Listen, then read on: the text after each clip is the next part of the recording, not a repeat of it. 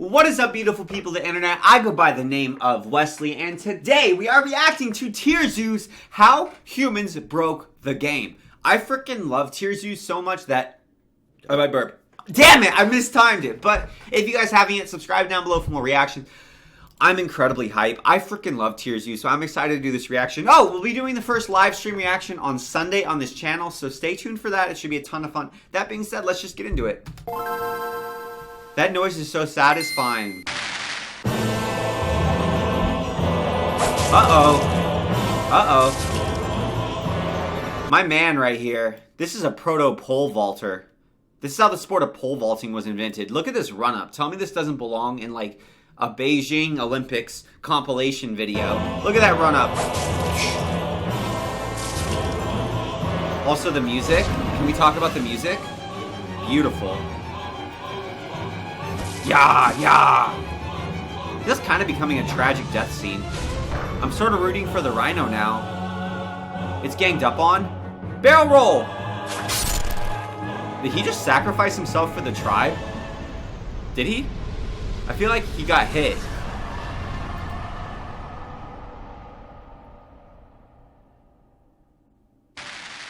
Humans are the current #1 build in the meta, but they haven't always reigned We're supreme. #1. In fact, at first they were one of the least powerful builds in the meta, and it took several buffs, refinements, and tweaks before the human became even remotely threatening within its home server of Africa. So today, we're going to break down all the different variations of the human build throughout the history of Outside and discuss their unique traits, stats, and abilities, with the hope of demonstrating why some of these skill tree choices worked, while others couldn't compete. The first players to unlock the human class were a group of African primate mains that switched from the knuckle-walking quadrupedal build to a bipedal one. Why were those feet... Why were these feet so disconcerting? This is so weird. This is so weird. They look like straight up hands. Is that how most monkey feet are? Quadrupedal build to a bipedal one. It's important to note that at this point, they hadn't sacrificed their arboreal mobility perks yet, and relied heavily on their ability to climb to escape danger. The top tiers at the time were all large terrestrial mammal builds far too strong for Australopithecus to challenge them, so their only option was to avoid them.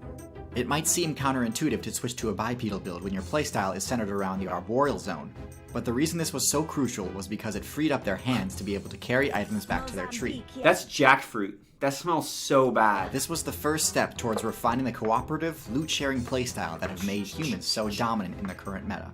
That's how I used to play RuneScape when I was an idiotic kid. I would run into the PvP zones, and just the way they had it was there were different tiers that were divided by level. So the first tier when you ran into the PvP was like level 1. Then you would keep running, get to like level 5 tier, then level 10. When I played the game was I would try to run as far as I could, so I would get to like a really high level tier, like level 20, level 30 tier, and I would try to find a dead body with items in it that like weren't good enough for a level 30 to want. So I tried to play like a scavenger, and I would just like try to run, grab the items, and just like huck it out of those higher tiers, and I would just get one-shotted every time. I was such... Be surprised but to I know looked like devs that. have nerfed humans in the past. The tree-dwelling strategy was seen as a cheap way to avoid dealing with other players, and so the devs decided to reduce the number and size of trees in the Africa server. This forced humans to ditch their arboreal strategy and spec into ground-based abilities.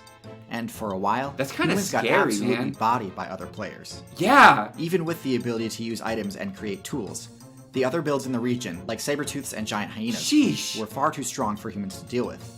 They had to rely solely on the thieving skill to get by. But this disadvantage was slightly mitigated by their newfound ability to crack bone using tools. Straight up, that's insane. You just imagine, like, you and your 3 best homies, like, with big sticks, go fight a hyena. No! I can get killed! Go fight a hyena with a big stick. Like, you and 6 guys versus 1 hyena. I don't think you'd win. That's insane. That sucks. That's gotta be so scary, especially like in Africa. There's big animals that can kill you everywhere. Like, that's a hyena. Try squaring up with a giant-ass, like, pride leader lion. No thank you. Letting them scavenge for marrow after big cats had finished with a kill. Once humanity had scraped together enough evolution points by scavenging, they finally got to level up some of their stats and give themselves the ability to survive by hunting rather than scavenging. Ooh. They spec'd into longer legs and less body hair, allowing them to finally unlock... This strut. Why is this strut right here? This looks like... The strut looks like you're in Paris runway during Fashion Week. Look at the strut. Into longer legs and less body hair, allowing them to finally unlock one No of the moving humans' of the most head. powerful signature abilities, sweating. This is Ralph Lauren's Sweating allows the latest player to recharge look. their stamina even while moving, whereas other builds are forced to stop and use the pant ability to recharge stamina. They could justify putting all of their evolution That's points crazy. into mobility rather than power, because by this point they'd also leveled up their crafting enough to make spears, the staple best-in-slot two-handed weapon until the invention of gunpowder. A sustainable source of meat is worth a lot more XP than fruit or scavenged marrow. So much so that this let humans finally start leveling up their intelligence to a truly staggering level, promoting both cooperation and innovation. But once again, nerfs were on the way. Just before the Ice Age balance patch hit, a faction of the human player base... Doesn't this kind of look like a cutaway scene from the Klingons in Star Trek? The brow ridge is crazy. Just before the Ice Age balance patch hit... I wonder, because that would be all bone, right? Do you think that they were, they could get hit in the head harder with way more bone right here and be protected? A faction of the human player base migrated servers, establishing themselves in the Europe server. Most of the others stayed in Africa. The Ice Age patch hit, and it led to two very different changes in the two servers that the humans were playing on. In Europe, as you probably expect, the overworld temperature dropped and ice damage became a threat. The humans, as well as most of the other top players there, spec'd into bulkier builds that could survive the cold better. In short, the update didn't really affect them too badly. This group became known as the Neanderthal faction. The humans that remained in Africa, now known as the Sapiens faction, faced a much worse update. Ironically, during the Ice Age, Africa got hotter and drier. The large herbivores humans had such a good matchup against all left, and the human player base in Africa was reduced to the brink of extinction. Oh, Player counts old school RuneScape? 10,000. They survived by leveling up their fishing skill, scavenging for shellfish and other low XP sources, as they too made their escape from Africa. When they finally escaped Africa, they were finally back in a server that they could thrive in, but they had competition. Whoa! Neanderthals had the highest stats of any human build in history. They had bigger brains, more girthy bodies, stronger muscles, just undeniably a more viable build compared to Sapiens.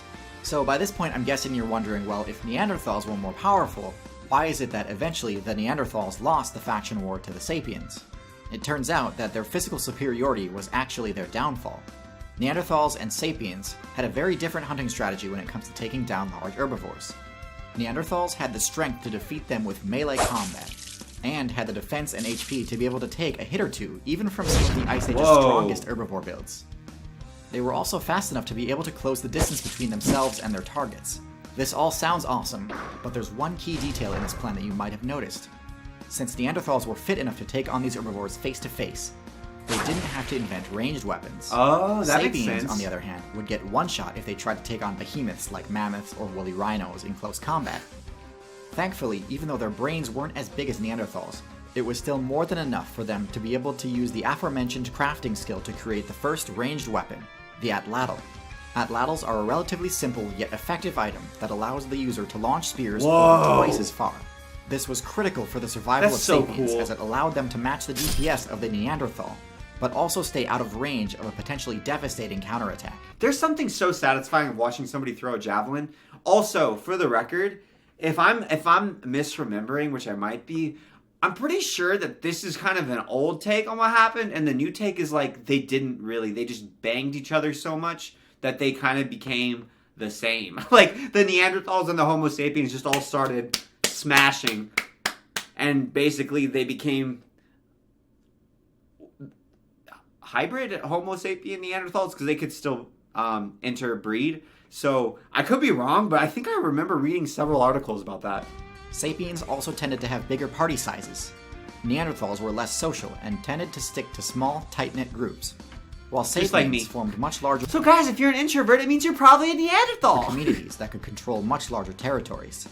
Eventually, even though Neanderthals were the better fighters, they were the ones failing to find enough XP to survive. I'm telling you, I think they just smashed. And this is where their physical might became a huge detriment. The bigger you are, the more energy you need to survive. And so the Neanderthals' strong, powerful bodies eventually became unsustainable. Most of them were defeated in combat or starved, although a few did end up actually switching factions and joining with the Sapiens.